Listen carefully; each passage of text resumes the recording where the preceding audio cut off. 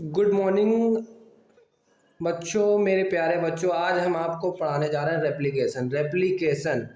Replication का मतलब तो बच्चों आपको पता ही होगा। अगर नहीं पता है तो मैं आज आपको बताने वाला हूँ। रेप्लिकेशन का मतलब होता है डीएनए और आरएनए ने की कॉपी बनाना। कॉपी मतलब डीएनए और आरएनए की कॉपी बनाना।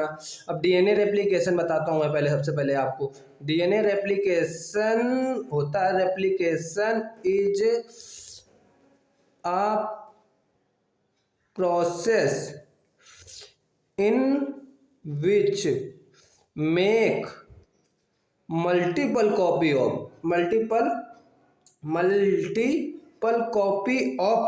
एग्जैक्ट डीएनए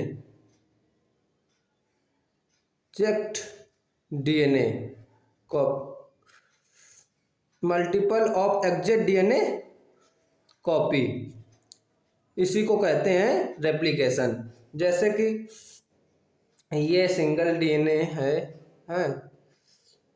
डीएनए, इसको कहते हैं पेरेंटल डीएनए। इसको रेप्लिकेट किया हमने, रेप्लिकेशन है, और इससे हमें मिला पेरेंटल सेल और न्यू पेरेंटल सेल्स, जिसको हम कहते हैं, ये आपका हो गया प्लस कॉपी हो गई ये आपकी कॉपी ऑफ डीएनए। एक इसमें आपका न्यू स्टैंड होता है और एक आपका इसमें पेरेंटल स्टैंड होता है, हाँ।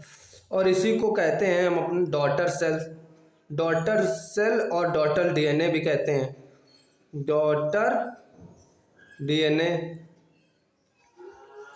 डॉटर डीएनए कहते हैं बच्चों। अब हम आपको इतना तो पता हो गया डीएनए रेप्लिकेशन क्या होता है। डीएनए रेप्लिकेशन वही प्रोसेस है जिसमें हम डीएनए रेप्लिकेशन प्रोसेस के थ्रू डीएनए की मल्टीपल कॉपी बनाते हैं। जैसे पेरेंटल डीएनए से हम डॉटर कॉपी बना लेते हैं, इसी को डीएनए रेप्लिकेशन कहते हैं। अब हम आपको बताने जा रहे हैं एंजाइम्स के बारे में। डीएनए रेप्लिकेशन में कौन कौन से एंजाइम्स यूज होते हैं, जैसे कि एंजाइम्स के नाम्स बताते हैं हम आपको पहले। बेसिकली डीएनए रेप्लिकेशंस में बहुत सारे एंजाइम्स यूज होते हैं। जैसे पहला डीएनए गायरेस एंजाइम का यूज होता है।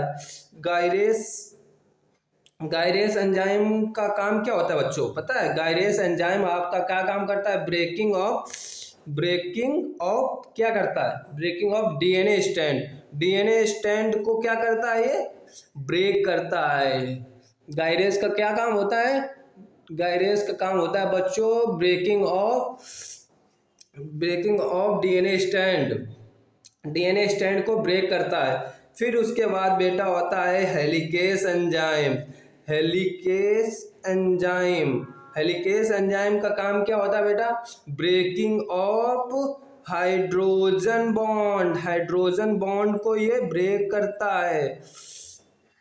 हाइड्रोजन बॉन्ड को क्या करता है? ये ब्रेक करता है। फिर इसके बाद आपका आता है बेटा एंजाइम ट्रोपोआइसोमेरेज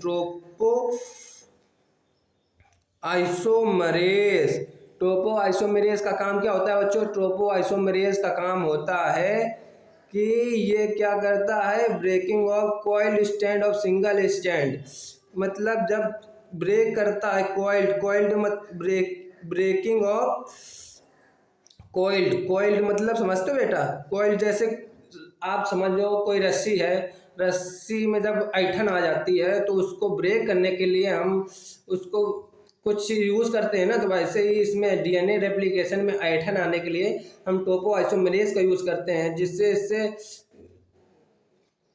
ऐंठन कॉइल्ड को स्टैंड को ये ब्रेक कर देता है। इसी को कहते हैं टोपोआइसोमेरेज का यूज इन सिंगल स्टैंड। बेटा सिंगल स्टैंड में क्या करता है? ये सिंगल स्टैंड में ब्रेक कर देता है, टोपो isomerase.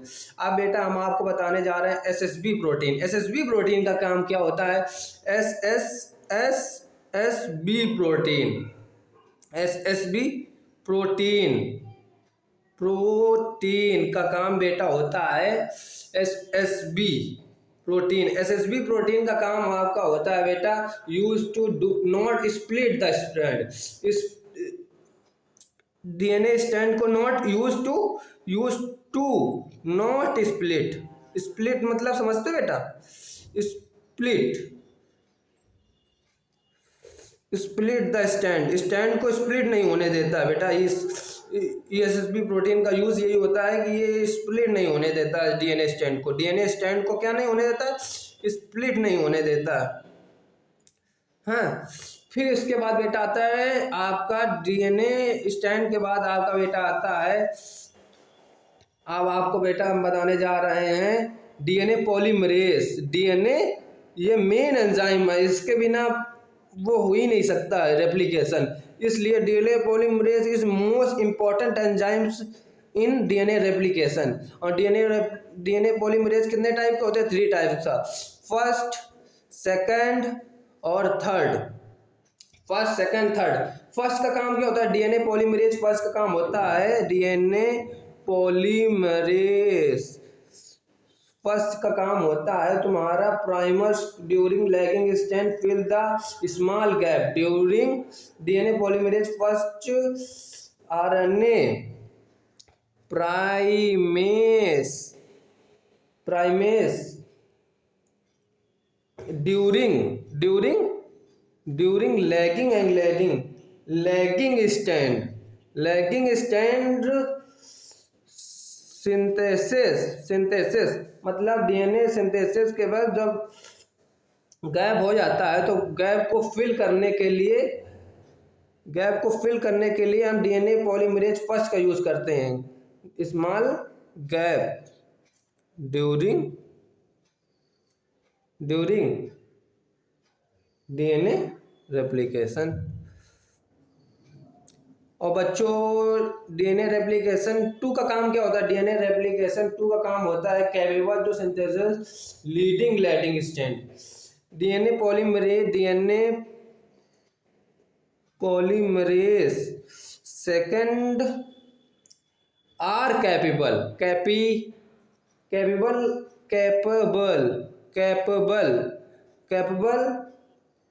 Of synthesis of both leading और लैगिंग स्ट्रैंड।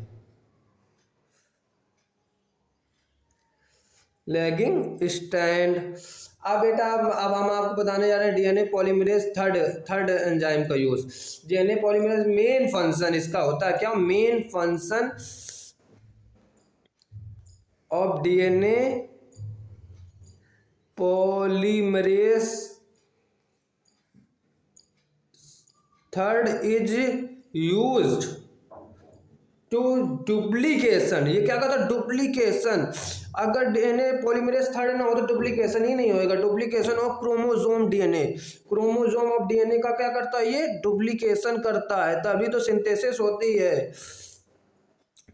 तो मेन काम ऑफ डीएनए पॉलीमरेज का होता है। फिर उसके बाद बेटा अब मैं आपको बताने जा रहा हूँ डीएनए पॉलीमरेज कंप्लीट हो गया बच्चों। अब मैं आपको बताने जा रहा हूँ बच्चों, इसमें अगर आपको कोई गलती हो गई हो वीडियो पूरा दिख ना रहा हो तो आप उसको देख लीजिएगा। मेरे से गलती हो गई हो अगर तो मैं, क्योंकि ये थोड़ा स्क्रीन छोटी, मैं मोबाइल से बना रहा हूँ वीडियो, इस वजह से। और मैं आपको ओकाजाकी फ्रैगमेंट के बारे में बताना जा रहा हूँ। ओकाजाकी फ्रैगमेंट तो जानते होंगे बेटा, नहीं जानते तो मैं आपको बताने जा रहा हूँ।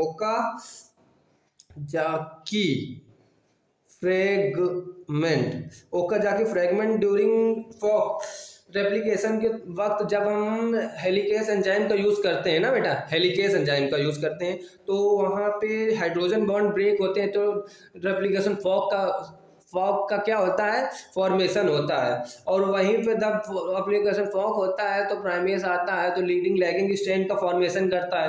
तब लीडिंग लैगिंग का स्ट्रैंड फॉर्मेशन करता है तब वहीं पे ओका, जब लीगिंग और लैगिंग का फॉर्मेशन करता है वहीं पे ओका जाके फ्रेगमेंट का काम आता है।